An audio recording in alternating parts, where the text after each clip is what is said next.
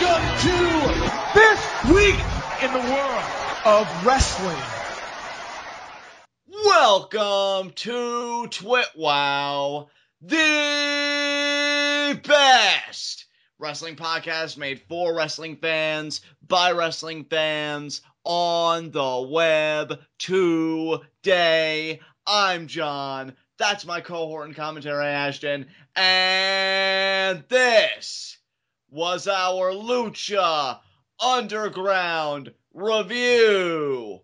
And my God, as if it even bears repeating, what an incredible episode of Lucha Underground. You know, it really gets to a point, people, where you start to worry in the best possible way that this show can't even air. It can't even make a mistake. It has no pitfalls because every single time they hit it out of the park. The stories have such an incredible flow, the characters are so well written, and the matches are of the utmost quality. I mean, what even is this show? I'd be willing to call it one of the greatest of all time, but don't take my word for it. Partner, what'd you think of it? You know, I said it to close our Lucha Underground Season 2, Episode 7 live reactions, but I'm going to say it to open our Lucha Underground Season 2, Episode 7 TWitWoW.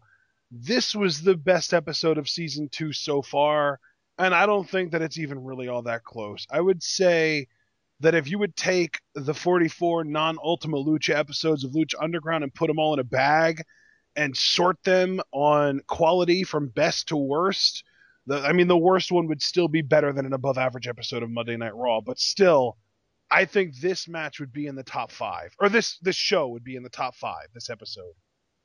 I mean, and, you know, as far as matches go, I mean, my God, the matches we got tonight. And that main event, though, good God. Just so much to go over in tonight's episode, all with glowing positivity, I assure you. Which brings us to our first segment, Heat of the Night. And you know what? I'm just going to say it. After 7 consecutive episodes, to hell with this segment as far as Lucha Underground reviews go. I mean, seriously, what's the point of it except for another space with which to say, Lucha Underground, I bow to you. You are my personal deity, because Jesus Christ. Like, what they do in 1 hour. And I feel like I've said this in past reviews, but like other things, it bears repeating. They are more productive in 1 hour than Raw is in 3. Pretty much any wrestling program is, with more time than what Lucha Underground is given. Hell, even some standard TV shows with the same amount of time, I feel like drag their heels more than what Lucha Underground does. Yeah. Just amazing what they accomplish week to week without missing a beat. And they just leave you wanting more, both with what they withhold and with what they give you. I mean, that really is a feat in itself. No heat to the night tonight. You'd have to be out of your goddamn mind. Yeah, here's the thing, guys. I think my number one favorite contemporary TV show is probably Mr. Robot. But after that, it really does get into kind of a mess. And I think that prior to, I might even go as far as to say prior to this week, I would have said that my second favorite television show was Agents of S.H.I.E.L.D. And now I think Lucha Underground has taken the number 2 spot. Yeah, without question. And you know what? And that's not even me trying to say that Agents of S.H.I.E.L.D. isn't as good anymore. It's still an amazing show. I got so hyped when it came back last night. I was so excited, but Lucha Underground is on another level, man. It is so good every single week. And now you put on a show like this. And not only did you put on a show like this, but you gave us the show that we are now expecting next week. And then the following week is freaking Aztec Warfare. Like this, the show, I think, hit another level tonight. And I don't think that it's going to drop down a level for the rest of the season, if ever. And I'm just going to say one more general thing about Lucha Underground before we get into the specifics of tonight's episode. This show has really mastered the hook. It's gotten it down to a science. Yep. Because the best pro wrestling, in my mind, and this is going on, I think, 12 years of viewership now for me. In fact, a little more than that. You know, you always want to leave them something to want to come back for next week. We saw NXT do that recently, laying the groundwork for Finn Balor versus Neville, you know? But I feel like Lucha Underground does it every single week. There is no filler episode of Lucha Underground. There is no just average episode of Lucha Underground in terms of just being, okay, well, here's an hour of stuff and we'll return to stories next week or whenever. There is always something going on. There is always some hook. And they've just made it, again, they've got it down to a science. It's unbelievable, the consistency and the strength demonstrated week to week from this program. Yeah. I mean, yeah, you more or less said in your own way, I mean, heaping praise on this show that you have no heat to the night either. So let's just get into the specifics of tonight. Here's the thing. For the longest time now, I've been describing Lucha Underground as Marvel, where the fight scenes happen in front of a live crowd. I think I need to switch that around. I think I need to start saying that Marvel is like Lucha Undergrounds with more choreographed fight scenes that happen behind a camera, because like this show takes precedent right now. Yeah, abso-freaking-lutely. All right, guys, with that said, I mean, let's find out what exactly made this episode tonight so good. Let's unpack it with our Lucha Underground review. And Ashton, how do we open this baby up? We open this baby up with the Mack and Sexy Star in the locker room backstage. They're talking, and the Mack is telling Sexy Star that he's about to have a match with Marty the Moth, and he invites her to join him, and she agrees. It doesn't take too much convincing, because she obviously, she's cool with Mack. They're cool. They're good friends. They're good. And yeah, so they agree. They do the little fist bump. It was pretty cool. And then we get right into our first match, which is the Mack versus the Moth. Yeah, a very enjoyable opening matchup. Great back and forth. I mean, the Mack's athletic ability for a guy his size, and I know we said it a lot in Season 1 when he first came on the scene, just unbelievable what he can do in that ring. And Marty the Moth really got to show more of his ability. He did a dive tonight. The Moth showed that he could fly, I believe was one of your lines in live reactions tonight. So yeah, great back and forth. Sexy Star's in the corner of the Mack. It really seems like things are going to go their way when suddenly an ominous music hits, Ashton, and then what unfolded?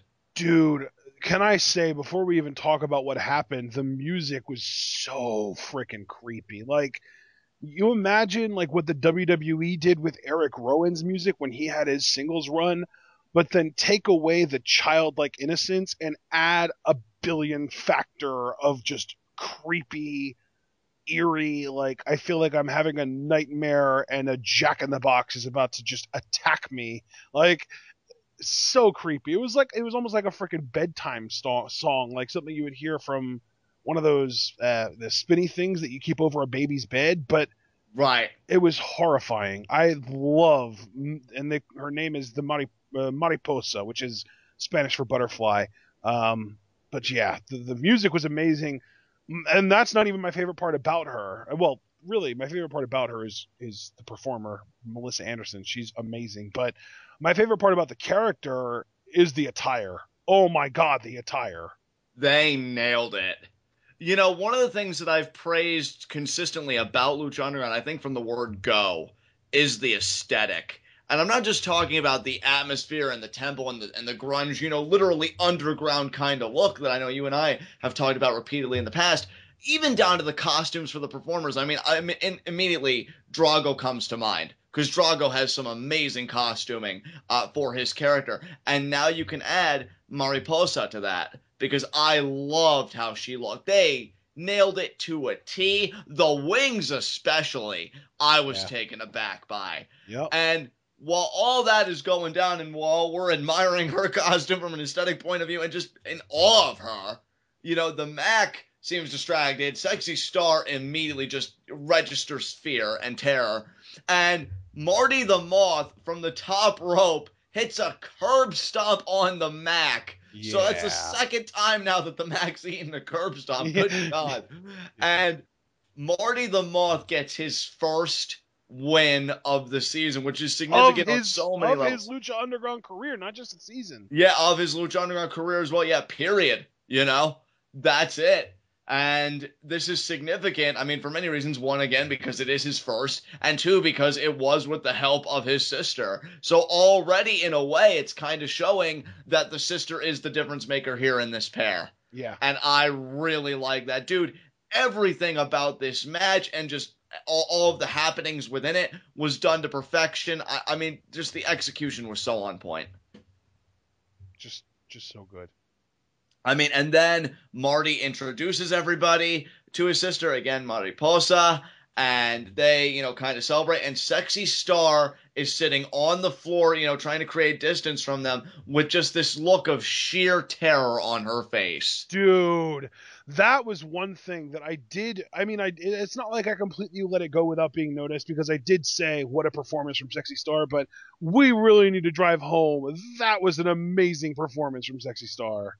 She could have hammed it. She could have overacted it, but I felt like it was just enough. She hit the sweet spot. The thing is, too, she showed that she was horrified, but she wasn't cowardly about it. She didn't run away, which I was expecting to happen, honestly, because, I mean, who could blame her if she would have? But she didn't run away. She didn't, hide behind the Mack. She just kind of, she did kind of cower, because she was kind of cowering down in the corner of the ring there, up against the ring post, trying to make herself look as small as possible so that she wouldn't be seen. It was crazy. I think this story is so cool, too, for the sexy character, if you've been following this show from the beginning. Because if you've been following this show from the beginning, she only put the mask on in the first place because she was a survivor of abuse, and she was able to, hold on when she thought about taking her life and being able to be strong enough within herself to choose to live and to fight forward. Yep. So I think a story like this, if you know her backstory, again, if you've been following this program from the beginning, is particularly emotionally resonant, because the fear that Sexy Star registered, and I even said it on live reactions, it seemed akin to the fear that she suffered before she put the mask on. So I feel like she's almost confronting that trauma, albeit in a very different form, all over again. And it's going to be very interesting to see how she deals with that. So I think this storyline, on the surface already it's amazing, but then when you peel back the layers, they are really doing some great things here. And I think some next level stuff character-wise. I think between this and, if I'm being straight with everybody, the famous B vignettes, which we'll get into that a little later, I think these are two of my favorite storylines going on in Lucha Underground right now. Yeah. So, yeah, I'm just really having a lot of fun with this. I think the number one thing that I really can't wait for this story to kind of feed us is what exactly Marty and his sister did to Sexy Star while she was locked up in their house. And I wonder if we're ever going to find out. Lucha Underground may choose to leave it to our imagination, which I honestly wouldn't have any qualms about that either. I would. I don't know, man. I need to know what happened. I need to know why Sexy Star is so horrified of them, and specifically of her. But see, to me, dude, and I can understand where you're coming from, but I think I even tweeted this to Marty the Moth at one point. What I love about him and what I love about his sister now, they're throwbacks to me when you think about the horror genre. Like, I think about a guy like Alfred Hitchcock, who some people say is one of the greatest horror people of all time.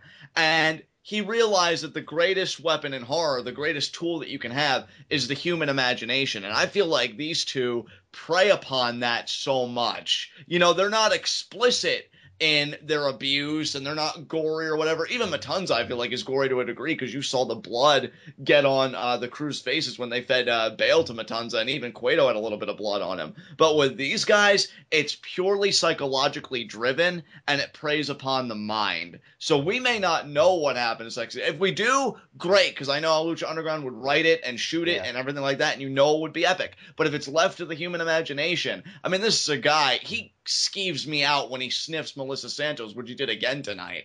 Yeah. I can only imagine what they did to that poor woman in Sexy Star. And again, given her history, that would bring her back to such a state.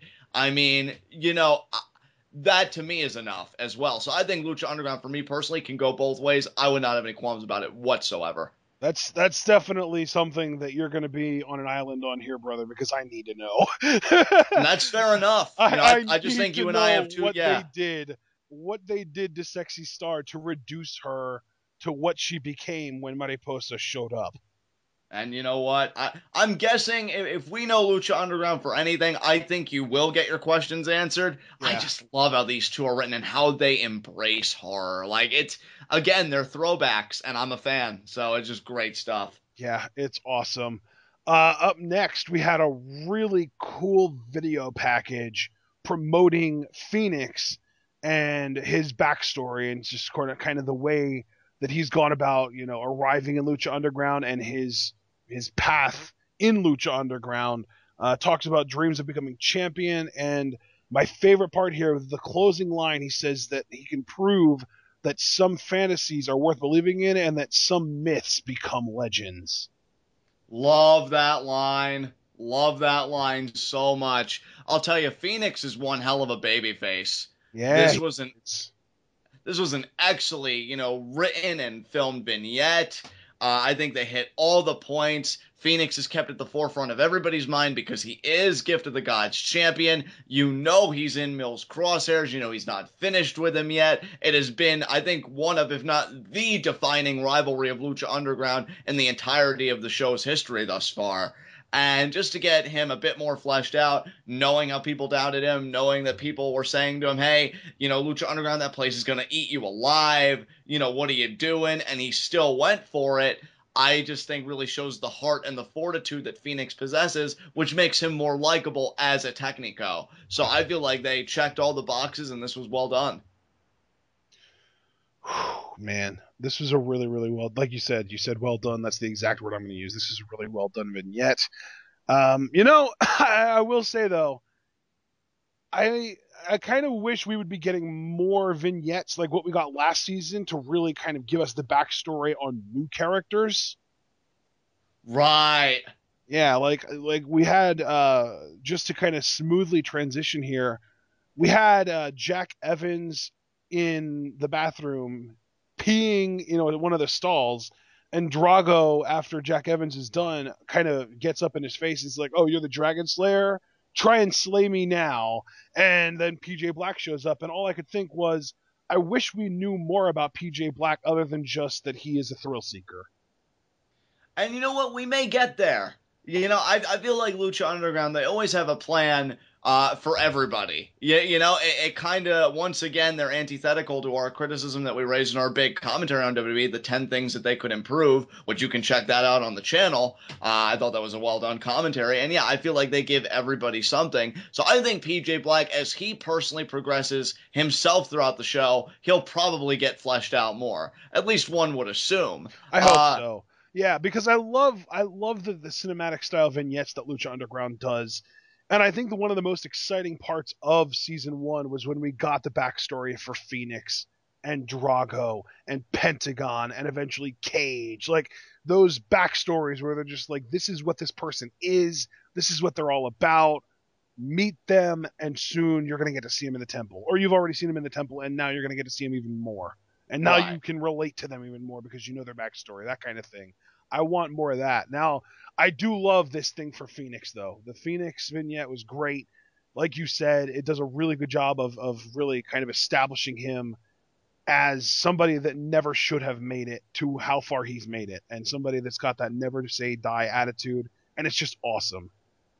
And what I love about that, before we go back to the bathroom segment, because I know we both probably have a lot to say about that. It wasn't cheese. You know what I'm saying? I feel like even with all due respect, and this is just me being honest, I feel like even with Daniel Bryan, there was that little bit of cheese there, which was to be expected. I'm not saying that in a negative way, but I feel like with Fenix, because of the mythology of Lucha Underground, that really works to his benefit, because it's not the idea that he's like this small guy or this underdog, although I'm sure in a lot of cases he is considered the underdog. It's just the fact that this man can't die. Yeah. And I feel like that's so much cooler than saying, oh, it's not the size of the dog in the fight, but the size of the fight in the dog, or any of that crap. When you're just saying, well, I can't lose because I can't die. Well, holy shit, like, does that make me check my premises? Like, do I really want to start something with this guy? So, yeah, I love that. But then going back... Who does he think he is? Mysterion? Exactly. And you look at the whole bathroom scene with Drago, Jack Evans, and then PJ Black. Man, the choreography of this was awesome. Just oh like my everything. god, dude, this was so much fun. Like, Drago is all confrontational, like, oh, you call yourself the Dragon Slayer? Let's see if you can slay this. And, like, then you see PJ Black, and he's got freaking nunchakus, and he starts really taking it to Drago, and then Drago gets the upper hand, but then Jack Evans reveals that he also has nunchakus, and then Drago reveals that he also has them, and we get a three-way nunchaku battle, and Drago gets the upper hand very, very briefly, but then he gets double teamed and they beat him down. But then he gets a little bit of a nice help in the form of Aerostar. Aerostar comes in. Though, can we just backtrack for a second? Because I want to point something out. I love that they made PJ Black the really competent one with the weapon here. And even though Drago seemed like he was able to handle Jack Evans, when PJ Black was always asserting himself, it seemed to be too much for Drago. Yep. So here was a guy that's 2-0 in the Temple. 0-2, I should say. 0-2, Granted, yeah. that second loss was because of Drago, and yet I feel like he gets some shine back because he shows competency with weapons, and he's shown that he is good for Jack Evans, and Jack Evans should be grateful, actually, that PJ Black was by his side and chose to align with him. So yeah, shows PJ Black isn't any, kind of joke. And certainly Aerostar knows that because that's why he showed up to Drago's aid. And now we've got the makings for what I think would be a very interesting tag team match. Drago and Aerostar versus PJ Black and Jack Evans. Yeah. This tag team match feels like it's definitely happening next week. And if not, you've got to think it'll happen 2 weeks from next week because Aztec Warfare is going to be the week in between then. And, dude, if you think about this, too, because, sometimes I like to remind people, when we do these reviews of big plot points or whatever that may have happened on a prior episode. Aerostar's keeping busy because, let's remember, he was back in time 1,000 years talking to an Aztec tribe about the coming of the gods and this big war going on. And Aerostar seems like he's going to have an instrumental part to play in its prevention and, bringing the tribes together to stop the really big existential threat for all these tribes, that being the gods in the form of men. And now he's also juggling, okay, well, I've got to, bring the tribes together. I've got to stop this big thing, whatever's going on. I've got to change the course of history.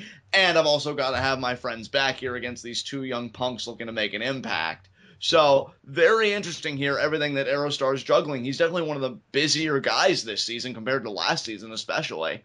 So good stuff.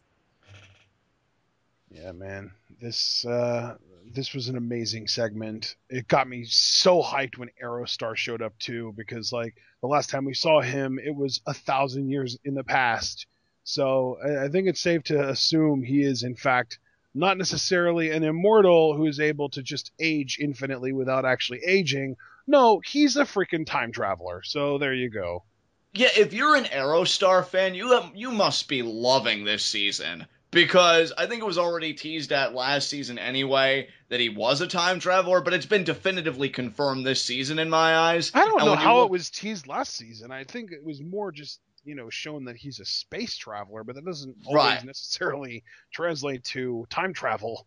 And that's certainly true. But regardless, you get this element to his character now. And now you know that he's playing, again, like this really fundamental role in whatever is about to go down with this really huge struggle, and he's still mixing it up with the Temple on a microcosmic level, teaming with Drago now against PJ Black and Jack Evans. So if you're an Aerostar fan, from last season, he's been upgraded majorly in my eyes this season, which honestly I didn't expect, but it's a pleasant surprise indeed.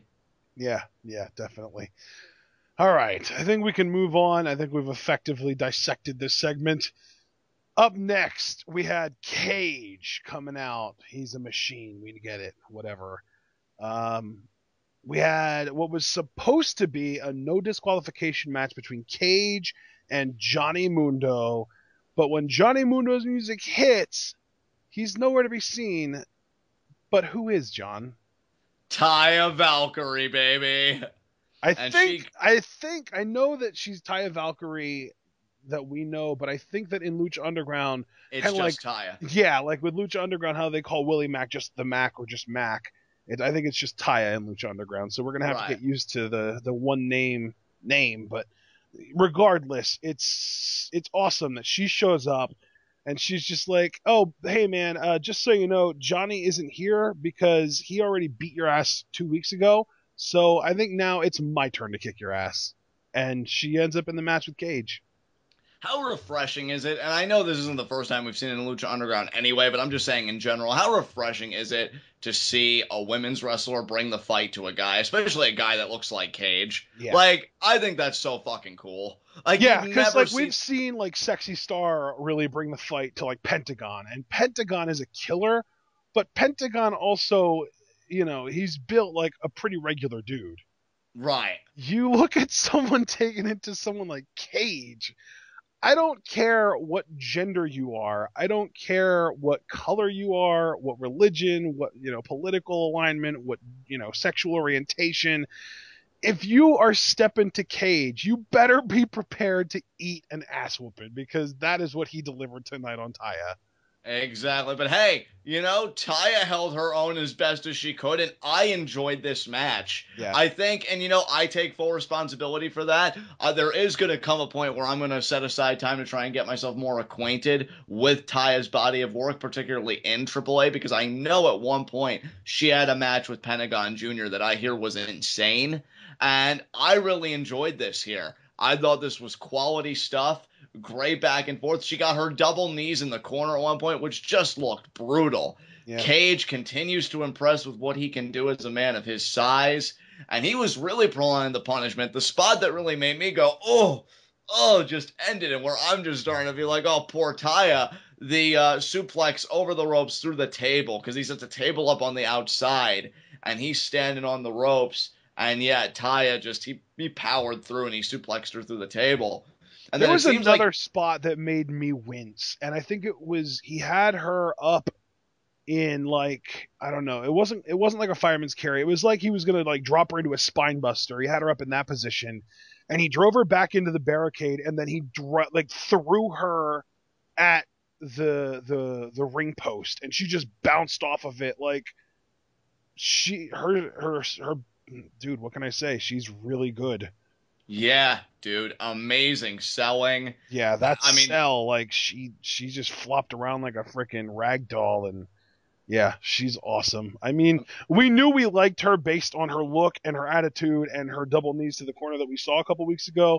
I think that getting to see more of her in this match made us like her even more. Now I'm looking for her to be in a legitimately competitive match, because that'll be like the true test of whether we just love her or whether she's like God level. Exactly. And, it seems like it's going to end there. Then Mundo comes out. He tries to, get the advantage back in Taya's favor. Hits Cage in the skull with the pipe. So that continuity from 2 weeks ago, that pipe plays a role again, which Taya had first introduced, I should say. And Cage thwarted that. Yep. So Mundo brings it back into the fray. Cracks Cage in the skull, brings Taya on top of Cage, but it only gets the 2 count, much to my surprise, because I really thought that Taya was going to beat Cage and they were going to keep humiliating him. So they build, I guess, to a comeuppance. But again, that's Pro Wrestling 101. Right, well, tonight was the comeuppance, really. Yeah, really, because Lucha Underground's like, oh no, we're not just like any other wrestling promotion. We do things on our terms. And so after Cage kicks out, they try and think of more stuff to do. I mean, Mundo goes under the ring. He gets a cinder block. He gets beer bottles. He gets all this stuff. He tries to take it to Cage. He gets an Alabama slam. And then poor Mundo, who was really the victim in all this because he had no business being in this match anyway, but out of his humanitarian side, decided to come out and help Taya. Seemed like he was going to get curb stomped through the cinder block, just like the Mack at Ultima Lucha. Thankfully, Taya came in and she stopped it, but it was all for naught because soon Cage, renders her, incapacitated. Mundo tries hitting Cage with glass bottles to no effect, and I really wish Mundo would have done his homework. I love the guy to death, but he really should have seen the vignettes. Yeah. Well, the vignettes and the Ultima Lucha match last year where Mack did the same thing to him. Exactly. And then Mundo pushes Taya in front of Cage, gets out of the ring, and while he's admonishing Cage and he's hoping against all hope that Cage will actually develop a conscience and just end it, no, Cage wants to end it in the most violent way possible. He punctuates it with Weapon X, and he gets the 3 count. And unrelated to this feud specifically, can I just point out Lucha Underground continues the trend of performers losing on their debut.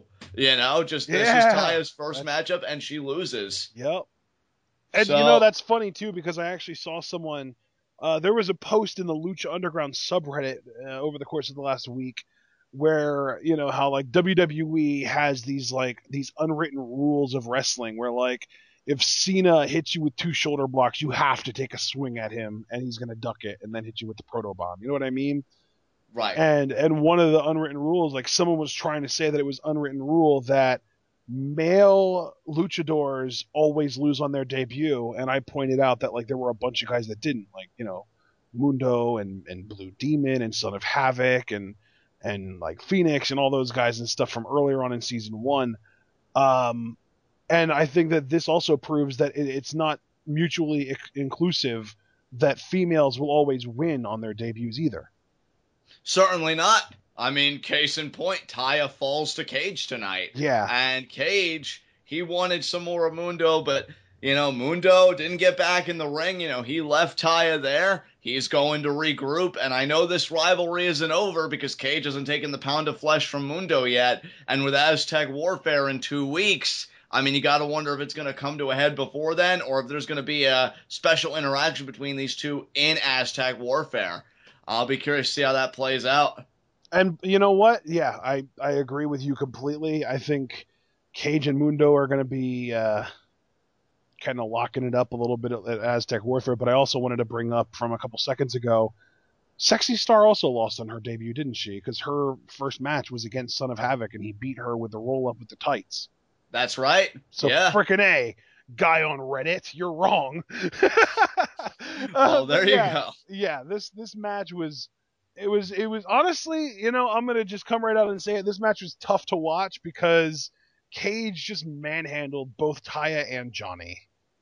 Yeah, I mean, he got, and you know what? Cage even warned me, because, I mean, of course, I was promoting the matchup, because I get into Johnny Mundo matchups, well, what I thought was going to be a Johnny Mundo matchup, more than anything else, and I, you know, want to do the same for Taya. I was really cheering for her hard in live reactions, as you guys will see, you know, check it out.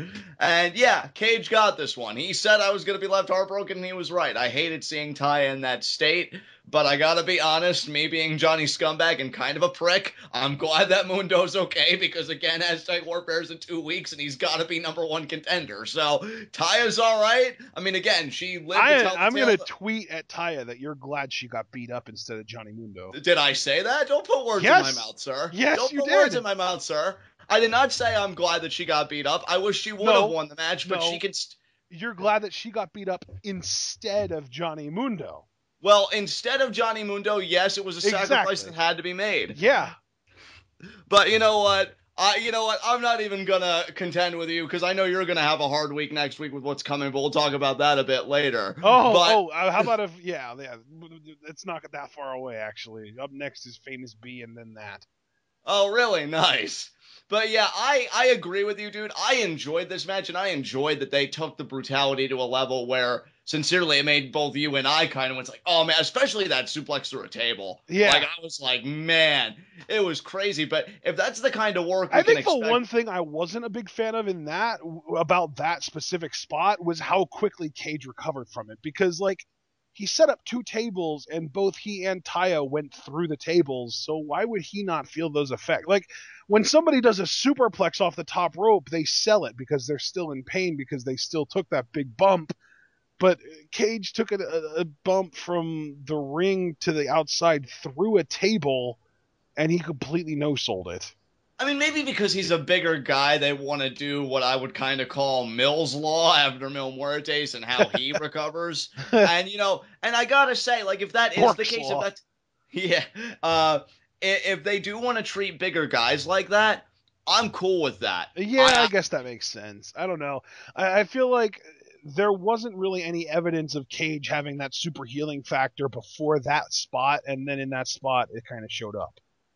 You know what? I mean, yeah, it could be a hiccup. I don't know. We'll have to see how Cage is booked later, because he seems especially dominant this season, too, I will say. Because when it's Mundo and Cage 1-to-1, and there are no weapons or anything, he seemed to handle Mundo pretty easily. And then Taya tonight, he just, again, with ease, even with Mundo's involvement, and then Mundo really set up Taya to fail there. Yeah. So Cage has really been dominant this season. I mean, he calls himself a machine. Machines can get updated and upgraded. Yeah, so I guess, you know what, if I'm willing to accept someone no-selling a beer bottle to the face, I think I can accept that he no-sold the suplex to the outside. There you go. So yeah, Cage gets the win. Yeah, But, because Johnny Mundo cracked him over the back of the head with the beer bottle, and then he no-sold it, and he just looked at him, and then Johnny Mundo hit him in the face with another one. And even though he no-sold it from an expression standpoint, his skin didn't no-sell it because he got busted open by it. That's right. We drew blood. It's the small victory. You made the machine bleed. Have an oil leak. But yeah, Taya and Mundo, they'll regroup again. You know what? No, but it wasn't oil. It was blood. So that proves he's not a machine. He actually is a man. Which means you're a liar, Cage. He's just a big, liar. Horrifying man that I would never want to meet, whether the alley was dark or well lit. Either way. I mean, certainly, I agree. I mean, I can tweet tough to him, but I just hope he never knows where I live, because the first thing I'd say to him if he knocked on my door is, I am so sorry, can we please talk this out? I don't even finish the sentence because my trachea has just been reduced to dust. So, yeah, great matchup, and we can move on.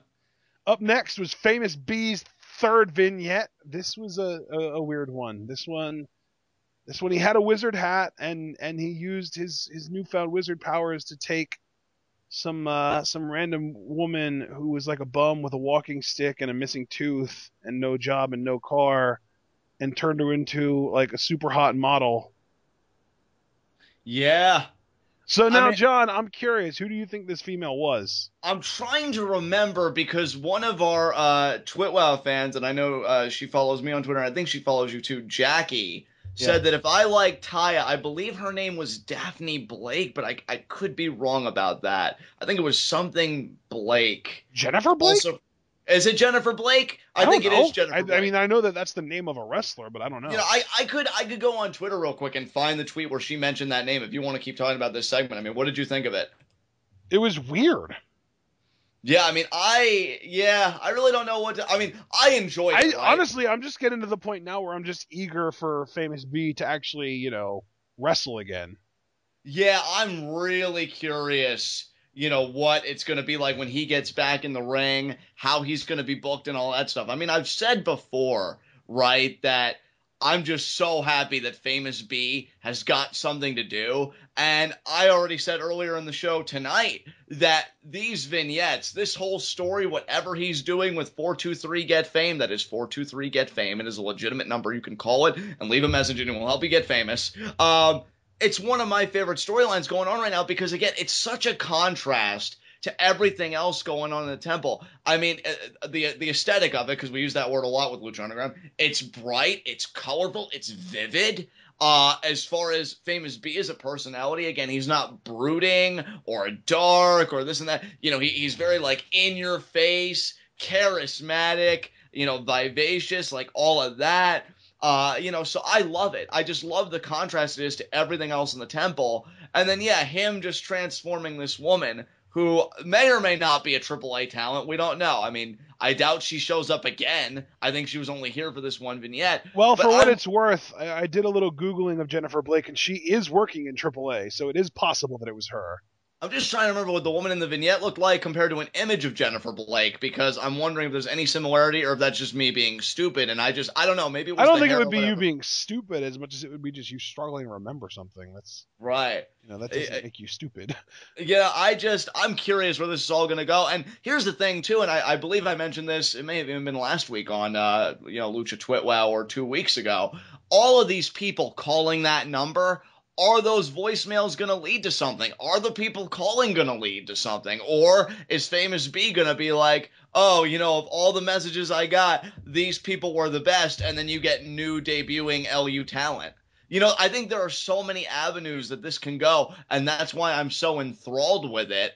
I mean, I'm just loving that Famous B has got something. He deserves this, and I think he is carrying the ball. He is running with it down the field. I'm just wondering when the touchdown's going to come. This was solid stuff. Yeah, absolutely. So, do we want to move on from this now? We can move on, man. Absolutely. Okay. Up next, we had a backstage segment. We saw Ivelisse coming out of Katrina's proprietor office, and she tells the guys that they got a rematch for the trios title. So they have an opportunity to win their titles back. And she did say, though, that there was one condition. If they lose, they have to, I think she used the phrase, we have to hit the open road. So basically, it's a win or leave town match. Yeah, it's everything or nothing for Team Havoc. Because if they lose, yeah, like Ivelisse said, we hit the open road, pause, forever. So everything's at stake. And considering that I pegged Son of Havoc to do really big things this season, I think I pegged him to win Gift of the Gods. And, now we'll know, Gift of the Gods will be coming soon since Phoenix is cashing in. But we'll get to that later. A lot at stake here. They better win, because I had big things for Son of Havoc, and now Team Havoc is in a world of shit. Because with Katrina running things, you really think it's going to be that easy? I mean, I'm telling you, I don't think right it's going to be easy, but I'm confident that Team Havoc is winning next week. You have that confidence, my friend. You have that confidence the same way I have confidence every time it seems like, oh man, finally the wrestling gods are smiling upon me. Johnny Mundo's going to be world champion. I don't know, man. I just hope you're not setting yourself up for a fall. Because, I mean, with Lucha Underground, here's the thing. I know these guys will never be gone, but we could get a Drago situation where they lose and they have to find their way back in the temple another way. And my thing is, you definitely know that Ivelisse and Katrina are I don't know if on a collision course, but there's tension there because Ivelisse multiple times now has called out Katrina. It's not just about getting the trios titles for Ivelisse. She has said to Katrina, one of these days, I'm coming for you. I'm going to get my hands on you. Well, Katrina hearing that, I mean, you know what she told Pentagon. You putting your hands on me was the biggest mistake you ever made. Like, this woman does not tolerate any provocation whatsoever. Yeah. So, knowing that Ivelisse is gunning for her, no wonder she put the careers at stake, and it's just unfortunate for Son of Havoc and Angelico, because being associated with Ivelisse, especially as part of a legitimate team, again, Team Havoc, that spells problems for them too. So, I'm wondering how this is all going to go down, because if they do lose, the question becomes, how do they get their way back in the temple? I mean, how do they do it? Because we know how Drago did it. He pretty much coerced Dario Cueto, and he played to his love of violence.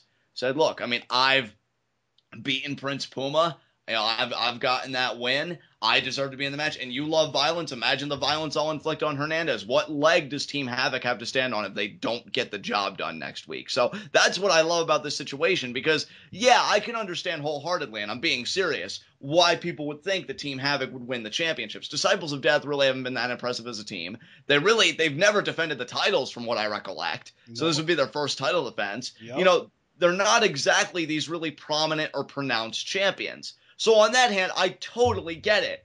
But on the other hand, this is a show that really knows how to write heels, especially heels who are in control, and Katrina is in control. If there's going to be an affront to her power, it's got to be bigger guns in my mind than just Team Havoc. So scales, I think, are really balanced here for who could take it, and I think that's what makes her a compelling matchup. So good on the Trios Championships for keeping the division interesting. Yeah, absolutely. All right, so up next we get, I believe, was it our main event? I think it was. Yeah, it was. It was our main event of the evening. We had our triple threat, Mill, Pentagon, Puma, and I said, I believe in live reactions, if not, I said in between recordings for live reactions, this was Lucha Underground's second match of the year candidate already. What was the first, by the way? Just the ladder recap. match, Fenix and Cuerno ladder match. Nice. Yeah, I would agree with you. This was a match of the year candidate. In fact, now granted, I'll go back and I'll watch it before I make any definitive statement, but right now, I would say this triple threat to me, I like this triple threat more than Rollins, Brock, Cena from Rumble in WWE. I thought this was fantastic because my thing is, I feel like a lot of that Rumble match was about isolating the monster in that match, Brock Lesnar. And granted, LU did the same thing, but I felt like Mill was more active in this triple threat than Brock was in his. I felt like Brock, his most memorable moments came in the closing moments, which, you know, is great because he's a beast and he's amazing and all that stuff. But Mill, man, what a dominant freaking champion this guy is. I love the idea that he really is a monster. He's not just a monster in name. He is a monster in how he is booked. I mean, Ashton, how many times did you and I remark in live reactions tonight how quickly he got up after all the offense he ate?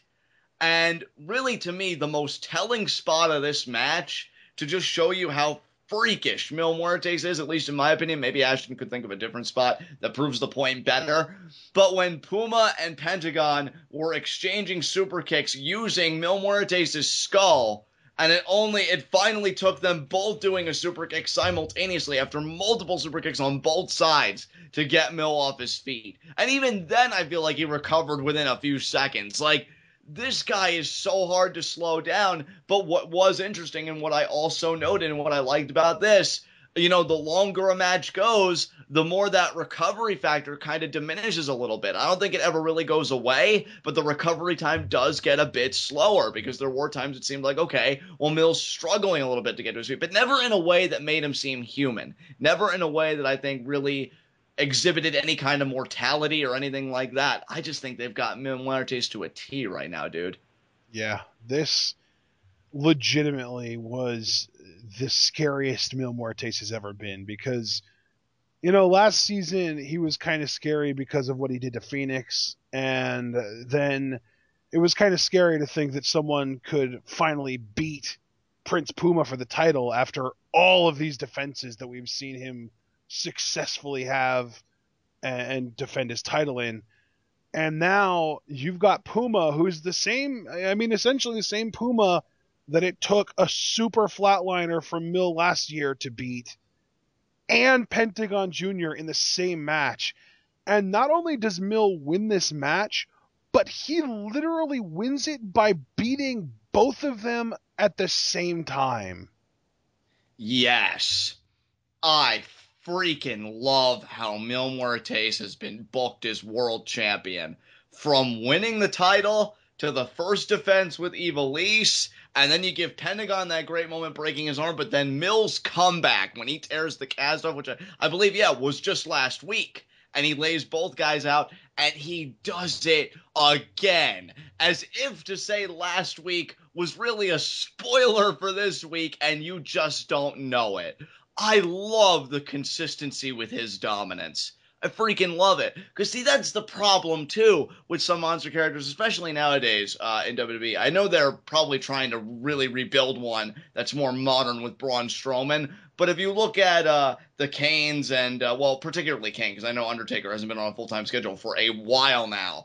But it seems like he's only really dominant at certain points, and he seems weaker for the rest of the calendar year. Mil Muertes, I mean, this is freaking Mil Muertes. This is the default setting, this dominance that we saw, and I love it. He is a legitimate monster. It's just so refreshing to see. And pinning both guys, and these aren't just some jabronis, okay? This is Prince Puma and Pentagon Jr., and to Ashton's point, he pins both of them. What does that make Mil Muertes? And that's what LU wants you to understand. Like, these guys are great, but this man just pinned both of them, so what does that make him? I'll tell you what it makes him. It makes him the freaking Lucha Underground champion, which is how he should look when he's the champion. They just get it, man. It's Wrestling 101, and they just get it so much. God, I'm in love. Anything else you want to say about this match, man? Because this was fantastic. Dude, this was such a great match. Honestly, I love the series of suicide dives that we got tonight was ridiculous because I think we got like 7 consecutive suicide dives, all from no two people, or nobody did a suicide dive more than one time consecutively. You know what I mean? Like, it was, I think it was Puma that did one first, and then Mill, and then Pentagon, and then Puma, and then Pentagon, and then Puma, and then Pentagon, and then Puma and Pentagon. I guess we're satisfied with the way that they had taken Mill out, so they started going after each other. Like, I can't wait to watch this again, honestly. Oh, yeah. I mean, this is a match. If I said that Y2AJ versus the New Day has replayability, and I do stand by that, this match certainly does. Well, I mean, that being said, we have not seen NXT yet, so, this might get, I doubt it, but this might get taken back by then. But this is definitely the match of the week so far. Oh, yeah. And honestly, all due respect to NXT, because I love the roster and I love the energy and everything, I don't know what could top this, because you really we are getting Joe versus Zayn in a 2 out of 3 falls match tonight, so. That is true. That is true. But I mean, Lucha Underground, you literally had 3 of the best guys on their roster right now. Yeah. Go at it. I would even make the argument that the top 3 guys right now. The top, and I would agree. No contention here, dude. Absolutely none. And you had them all 3 very active in this match at different points. And this is what a triple threat match should be like. And just that finish, that double flatliner, double pin. What a way to punctuate the fact that this is my freaking house. And that throne that I sit in isn't just for show. I earned it. Like, holy hell. Who is going to tell Mil Muertes he doesn't deserve to sit on that throne after this? I wouldn't, because I want to live. Anybody else wants to do it, feel free. What a champion he is. Wow. All right. Well, that was the matchup. But then in the post-match, he doesn't get to celebrate long. Well, I mean, first of all, we just have to comment on Katrina's double lick of death, which was also insane. Yeah. The double flatliner, and then the double pin, and then the double lick of death. This was amazing. Absolutely incredible. So if Katrina really is this kind of demon, succubus, whatever, she just fed on the essence of 2 of Lucha Underground's best. Yeah. I mean, I think this is the second time she's fed on Puma now, because I think she fed on him Ultima Lucha, the end of that show. First time feeding on Pentagon, which that's some dark energy right now with Vampiro, and you have to know Vampiro took issue with that too. That's another reason I'm looking forward to rewatching the show, because I want to know what Vampiro was saying during the main event when everything was happening. Yeah, I mean, I'm curious if that's... I mean, I doubt, because the lick... nothing's really happened to anybody with that lick, so I doubt it's going to be like something... No, I just mean because this was Pentagon's first ever opportunity at the Lucha Underground World Right. Yeah, I get what you're saying. I'm just saying, I wonder how Vampiro is going to take... Because he has said, don't even fear Katrina, and yet Katrina now has got the upper hand on Pentagon, so Vampiro has got to be a little pissed. Yeah. Not necessarily at Pentagon, but certainly at Katrina and this whole Temple of Death right now. After that, though, like I said, the celebration was a bit premature, though the feeding certainly was not, apparently, as Fenix comes out, give the Gods Championship around his waist, and Ashton, he lays the gauntlet down, brother. He lets Muertes know he is cashing that in next week. He is doing it. It is Fenix. It is Muertes for the World Championship. These guys are going to go at it again. And finally, after the first 6 episodes, every time someone tried to cash in, it was, no, you have to defend it tonight. Finally, we're getting an actual cash in. In week 7, we have Fenix cashing in for a title match in week 8. I love it. Exactly. No stopping him. He got rid of Cuerno. Cuerno was disposed of, and now he's cleared the path. Him versus Muertes again. I love that Lucha Underground teased us and tantalized us with the prospect of another Fenix versus Muertes matchup, and it's finally being delivered next week. For everything at stake, the world title. Can the myth become a legend? We're doing this dance again, and I couldn't be happier. What a rivalry this has been between Fenix and Muertes. Yeah, it's the fact that we've been building up to this since episode 8 of season 1, and it's going to be episode 8 of season 2 that we get this title match. I think that's intentional. Yeah, that's no accident. You know what else is no accident in my mind? these two guys were the focus for the past 2 weeks. There was no end credit scene after those 2 episodes, last week and tonight. They wanted the focus to be on Fenix and Muertes because, as I said earlier in the program, these guys are the defining rivalry, Fenix and Muertes, of Lucha Underground as of this moment. I'm telling you, man, Fenix is the only man that Katrina has any level of fear for right now. Yeah, because she knows he can beat Mil Muertes. Exactly. And more importantly than that, she knows that he's the only man that can survive Mil Muertes. Wow. Because, yeah, he levels everybody. And if you don't believe me, just ask Puma and Pentagon after that match. Oh, man, this is going to be one hell of a world title matchup. And it's crazy because if that triple threat was anything, and that had both Puma and Pentagon, I may actually be looking forward to this match even more because of the history between these two men. This is going to be one hell of a main event next week. It definitely is. I mean, next week's card has already basically shaped up. I think it's safe to assume that we're going to get PJ Black and Jack Evans versus Drago and Aero, which is going to be hype. We know for a fact we're getting the Disciples of Death versus Team Havoc. And now we know that we're getting Fenix versus Mil for the title. So, and that's the thing, Lucha Underground typically has 3 matches, so unless they toss another one in there, we know our card for next week, and we can just hype ourselves up for the next 7 days trying to get ready for it, and then ultimately realizing that it's impossible to get ready for something that amazing. And I just have to say, too, before we move on to the next segment, I love that the 2 championship matches, the trios match and the world title match, have such huge implications for Aztec Warfare the week after. Because if Team Havoc doesn't win the titles next week, they're out. So you could say, in a cave sense, they're not going to be in Aztec Warfare because they're going to have to hit the open road. So they're out. And you talk about the world title matchup, either it's still going to be a number 1 contenders matchup, which I know we kind of talked about in live reactions, if Mil retains, and you figure maybe Fenix will get another crack at it if he can win Aztec Warfare, or Fenix will win the world title, and Aztec Warfare either A, takes on a whole new dimension being for the world title with Fenix having to defend it in the match, which I think is entirely plausible. Yeah, I think if Fenix wins the title, Katrina is definitely not going to let that stand. She's going to make him defend it in Aztec Warfare, and she'll probably make it with the exact same stipulation as last year, where Fenix has to enter number 1 and Mil has to enter number 20.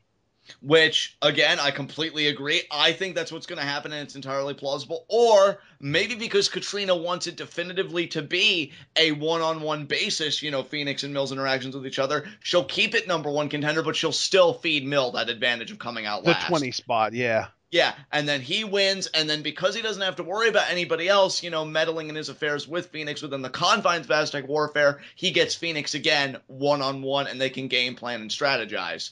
But then, you have to figure, not only do those 2 title matches have implications, where are Dario Cueto, Black Lotus, and Matanza? Because we haven't heard about them lately. Well, and another thing, too, that I just thought of, if you are Katrina, do you really...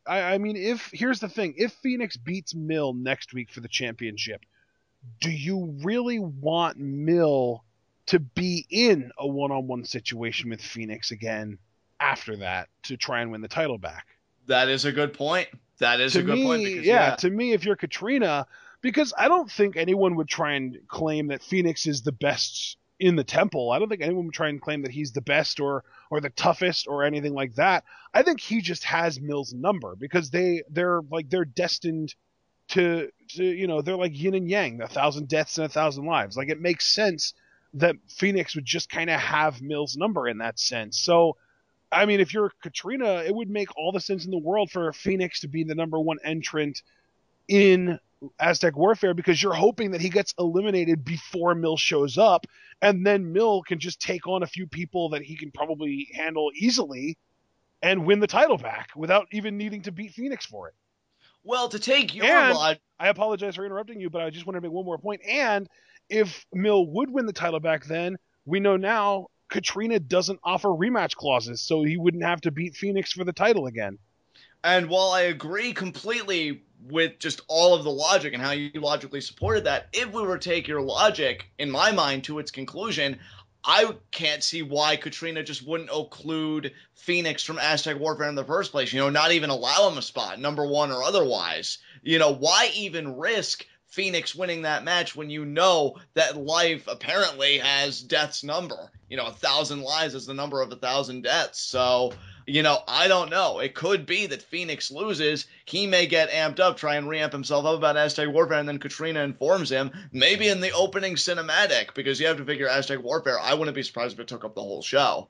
In fact, I think it will, because didn't last year take up the whole show? Yeah. They may have an opening cinematic where Fenix is like, oh, I'm ready to go out there, I'm going to become number one contender, and Katrina's like, oh, sorry, Fenix, you're not in it. And then what about if Fenix is out of it, maybe that gives a place for Matanza to enter it. Maybe that's a possibility. Well, I mean, dude, if Katrina's trying to keep Fenix out of it, why in the blue hell would she put Matanza in it? Well, I mean, Cueto promises to bring war. I don't remember anybody ever being like, oh, it's okay that you bring war to my doorstep. They'll take that spot if they want to. I don't think they give a shit. So I don't know how they'd work that around, but I don't know. Just very interesting where Fenix is going to end up, because if he doesn't win this, if he doesn't win next week, I think he's in kind of a limbo where maybe there will be a chance for me to get a rematch, but probably not, considering who I'm going up against here. Just knowing Katrina, I could see her being like, Fenix, you're no longer in Aztec Warfare. We've found a much more suitable contender, Famous B. Exactly. Or a Masquerita Sagrada or something like that. Yeah. That's, I don't know, man. I'm so incredibly hyped for next week. 3 matches that we're already, 2 that we know for sure, 1 that I'm taking an extra leap and assuming is going to happen. All 3 of them look amazing, though. And then, of course, the following week, Aztec Warfare. So, Lucha Underground is so good that not only does it get you excited for the following week, but 2 weeks ahead. Absolutely. And really 3 weeks ahead if you look at last week's show, because last week was when they announced Aztec Warfare for 3 weeks away. Yeah, exactly. All right, guys, with that said, let's get on to our next segment, high spots and low shots. I'm going to say that my low shot is Taya Valkyrie, or I should say Taya, as she's just known in the temple. She gave a great fight. I loved watching her compete. It was a fun matchup, but she did lose, and she got hit with Weapon X, which was not a nice sight to see. But I know that her and Mundo will regroup, and they're not finished with the machine yet. They're still going to break him down before it's all over. But for tonight, Taya is my low shot. So who's your low shot? Well, my honorary low shot. This is, honestly, I could probably have the honorary low shot and the actual low shot just as like a team low shot together.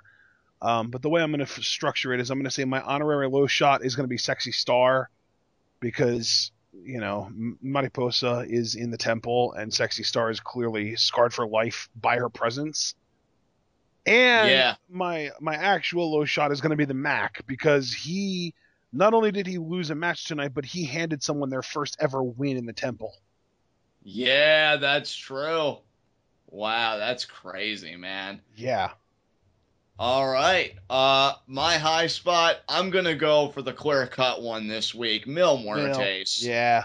You have to. Like, anything else, I could try and be creative or this and that. Oh, this is my high spot. No, man. It's a clear path. Muertes dominated. He did. He pinned 2 guys at the same time, and you only need to pin 1. Muertes is an overachiever for world champion, and you know what? Not in the bad way. He's an overachiever in the category of violence. Exactly. I'd say he lets his actions, do the talking for him, but the guy barely talks as is. I mean, he found a mouth last week, which was a pleasant surprise, but still, he relies on violence as his primary language, and you know what? Tonight showed he's still incredibly fluent. Jesus. Yeah. Mill, far and away my high spot tonight. Yeah, that's definitely agreeable. I'm going to just kind of dole out a few honorary high spots that I really just want to give some credit to. Okay. Marty the Moth Martinez for picking up his first win in the temple. Amazing. Mariposa for having an amazing debut and an amazing theme music and an amazing attire. Nunchucks, because why wouldn't I? They're amazing. Team Havoc, because they got their trios title match for next week. And finally, my actual high spot. I am so sorry I have to do this, John, but it's Cage.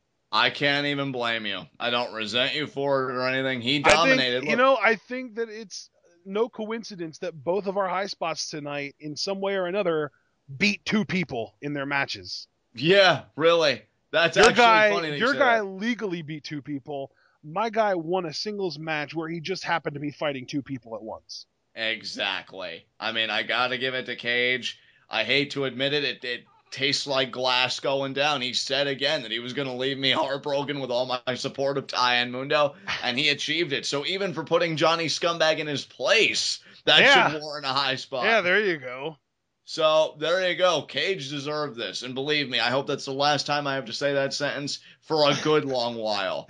But well, yeah, I mean, I think we could also make the argument for Cage as a low shot too, though, because it was revealed tonight that he isn't a Cage. He is in fact human because he bleeds. exactly, so he's been exposed. So I still get the last laugh. Suck it. But This yeah, guy's a big fat phony. precisely. But Ashton, is there anything else you want to say about Lucha Underground tonight? Yeah, that there's not enough of it. Yeah, but you know what though? Keep it that way because they've definitely proven that less is more. They keep us wanting more, man. They know exactly what they're doing. You know what? No, no, darn it, I want more. You know what? You simmer down. Give me Wait till more next Lucha. I feel like people are gonna start. I don't know what Beg pardon. I can quit anytime I want. Well, I think you do have a problem, but it's the best kind of problem imaginable. It's a lucha addiction, which I think we're all suffering from, and withdrawals. I'm not addicted. I can quit anytime I want. I just said that. I don't know why you keep on making accusations that I'm addicted. You keep trying to convince yourself, but I think don't you try and take there. my lucha away from me. I didn't. Oh my God. All right. You know what? I'm going home. All right. Because withdrawal sets in very quickly, and I need to do this while the energy's high. So, with that said, guys, this has been Lucha. This has been TWitWoW. The best wrestling podcast made for wrestling fans, by wrestling fans, on the web today.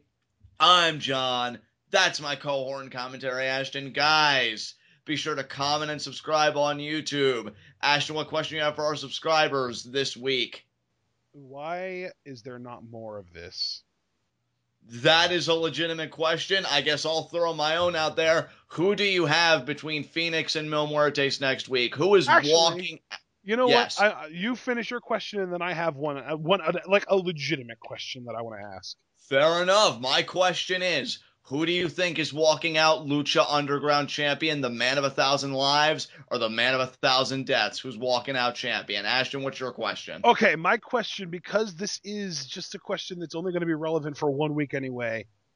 Do you think that we're going to get a 4th or maybe even more than 4 matches next week? Or is it just going to be the 3 that we already are speculating on and know about? All right. Guys, give your musings down below. You can also take the conversation over to Pweetoff. That is Pro Wrestling is taking over Facebook, where, as I've said before, the Lucha Underground fan base grows by the week in that group. Also, be sure to like and interact with the content on the TWitWoW Facebook page. But if you're not a big fan of Facebook in general, we also have a TWitWoW subreddit. There you will find all of our TWitWoW content, and members of the community can start their own threads on all things related to pro wrestling. And yes, that does include Lucha Underground, because I swear we could talk about this show all day, 24/7, 365. And if you really want to get interactive with us on the ground level, if you want to just really communicate with us, find our thoughts, just immediately and most personally, the best medium to do that is Twitter. You can follow us both. I am at John_TWitWoW. Ashton is at apond404. That's A, pond, the body of water, Pond, 404. Follow us both on Twitter. You'll get great reactions from shows like Lucha Underground, sometimes Raw, sometimes just random musings. So I wonder what I think about G1 Climax coming up this year, things like that. So yeah, you really should want to get in on that level. Follow us both, and we will see you again for our NXT review, where my cohort and commentary noted earlier, it's Sami Zayn, it's Samoa Joe, 2 out of 3 falls, everything hangs in the balance. Who is going to go on to face the Demon Finn Balor for the NXT Championship? You can find your best coverage of NXT and all wrestling programming here at TWitWoW. Until then, tune in and peace out.